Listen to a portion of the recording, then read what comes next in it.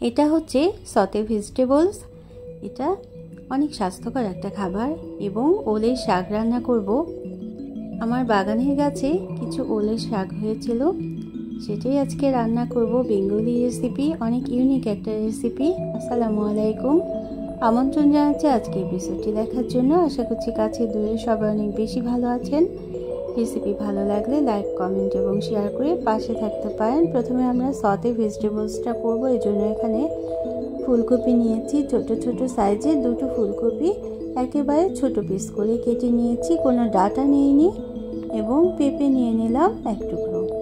প্রথমে পর্যাপ্ত পরিমাণে পানি দিয়ে সিদ্ধ করে নিতে হবে। সিদ্ধ করে গলিয়ে ফেলা যাবে না, আস্তে আস্তে রয়ে যাবে, কিন্তু খুব ভালোভাবে কুক হলে পানিটা ঝরিয়ে নিতে হবে স্ট্রেনারে। এখন এক টুকরো বাটার দিয়ে দিলাম প্যানে এবং পেঁয়াজ কুচি এবং রসুন কুচি আর কাঁচামরিচ কুচি একটু বেশি করে দিতে হবে। ঝালটাকে একটু যা যা পছন্দ মতো দিতে হবে। কাঁচামরিচের ঝালে এই সতে ভেজিটেবলসটা অনেক বেশি খেতে ভালো লাগে।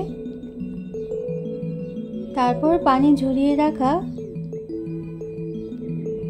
এই ভেজিটেবলসের মধ্যে গাজর দেওয়া যেতে পারে এবং অন্যান্য ক্যাপসিকামও দেওয়া যেতে পারে। অন্যান্য আরও অনেক ধরনের সবজি দিয়ে এটা কিন্তু তৈরি করে নেওয়া যেতে পারে। এটা এমনি এমনি খাওয়ার জন্য কিন্তু আমি তৈরি করেছি। এটা কোনো রুটির সাথে না, ভাতের সাথেও না।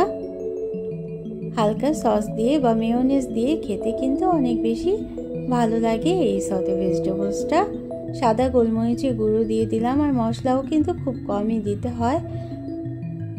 এবং চাট মশলা দিয়েছিলাম। তো বাটারের পরিমাণটা কিন্তু একটু বেশি দিতে হবে। বাটার অথবা ঘি দিয়ে ভাজলেই এই ভেজিটেবলসটা খেতে অনেক বেশি ভালো হয়। তো আরও 1 টেবিল চামচ পরিমাণ বাটার দিয়ে 7 থেকে 8 মিনিট এভাবে করে একটু লো আঁচে বা একটু হাই আঁচেই সতে করে নিতে হবে। তারপর নামিয়ে আমরা পরিবেশন করে নিলাম। তো এখন আমার বাগানের গাছে দুটো ওল হয়েছিল, ওলের ডাঁটা এবং শাক একসাথে করেই আমি আজকে এই রান্নাটা করব। প্রথমে কেটে নিতে হবে, একটু আঁশের মতো থাকে পিছনের দিকে, সে আঁশগুলো ফেলে দিতে হবে পরিষ্কার করে। তারপর দুটো পাতা এবং দুটো ডাল আমি একসাথে করে কেটে নিয়েছি। তারপর রান্নাটা করব। এটা কিন্তু খেতেও অনেক বেশি মজাদার।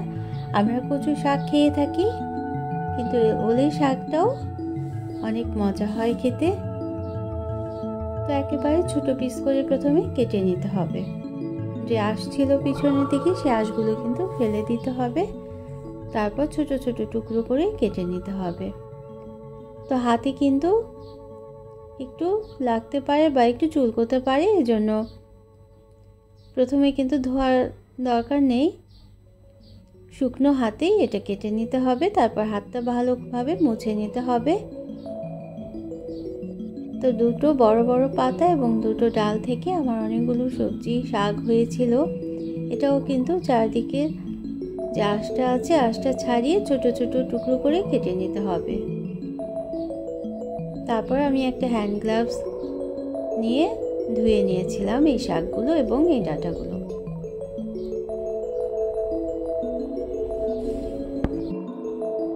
খুব বেশি ময়লা নেই, 2-1 বার পানি পাল্টে ধুয়ে নিতে হবে। আমি একটা হ্যান্ড গ্লাভস পরে নিয়েছি, কারণ পানিতেই কচুর শাকটা কিন্তু হাতে অনেকটাই চুলকোতে পারে, এই জন্য। তো রান্নাটা শুরু করার জন্য প্রথমে শাকগুলো এবং ডাঁটাগুলো একটা কড়াইতে নিয়ে 1 কাপ পরিমাণ পানি দিয়ে এবং পর্যাপ্ত পরিমাণ লবণ দিয়ে বা পরিমাণ মতো লবণটা দিয়ে দিতে হবে এবং সামান্য হলুদের গুঁড়ো দিয়ে ঢেকে রাখতে হবে এবং খুব ভালোভাবেই সিদ্ধ করে নিতে হবে। যেহেতু একেবারেই কচি ছিল, এজন্য কিন্তু খুব সময় লাগবে না। পানিটা শুকিয়ে আসলেই সিদ্ধ হয়ে যাবে এবং তারপর একটা কাঠের চামচ দিয়ে আমি এভাবে করে একটু বাড়ি দিয়ে দিয়ে নরম করে নিয়েছিলাম। ডাঁটাটা একটু শক্ত ধরনের থাকে এবং ডাঁটাটা এজন্য একটু নরম করে দিতে হবে। তারপর বাগার দিয়ে দিতে হবে বা ভেজে নিতে হবে এই শাকটাকে। কে এই ওলের ডাঁটার শাক খেয়েছেন সেটা কিন্তু কমেন্ট করে জানাতে পারেন।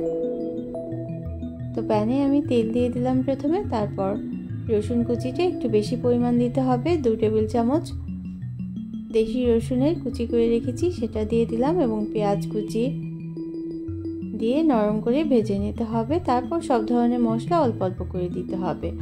আর তার আগে আমি কয়েক টুকরো জলপাইয়ের ফালি দিয়ে দিলাম। এর পরিবর্তে জলপাইয়ের আচার কিংবা তেঁতুলও সামান্য পরিমাণ দিয়ে দিতে পারেন। তাতে কি হবে, অনেক সময় গলায় চুলকাতে পারে যে কোনো ধরনের কচু রান্নাতে।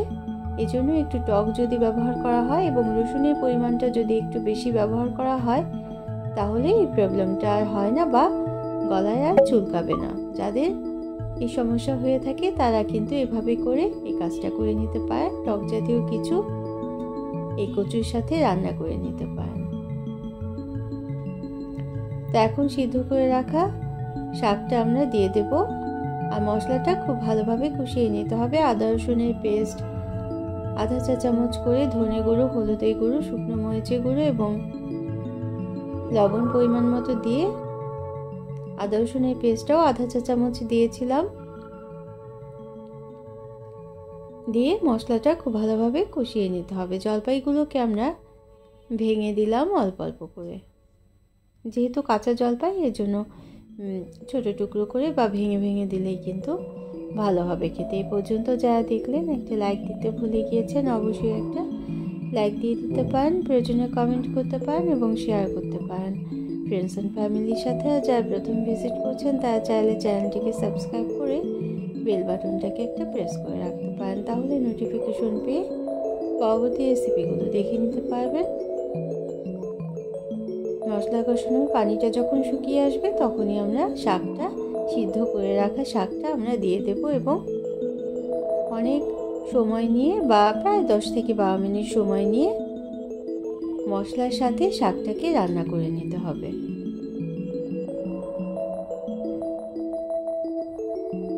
যে কোনো মাছ দিয়ে বা চিংড়ি মাছ দিয়েও এই শাকটা রান্না করে নিতে পারেন। যেহেতু আমার ছোট বাচ্চারা খাবে এই জন্য কোনো ধরনের মাছ দিইনি আজকে আমি। এখন যে পানিটা থাকবে সেটা কিন্তু খুব ভালোভাবে শুকিয়ে নিতে হবে। পানিটা শুকিয়ে একেবারে যখন ভাজা ভাজা হয়ে আসবে তখনই কিন্তু আমরা নামিয়ে পরিবেশন করে নেব। তো কেমন লাগলো আমার আজকে দুটো রেসিপি অবশ্যই কিন্তু জানাতে ভুলবেন না।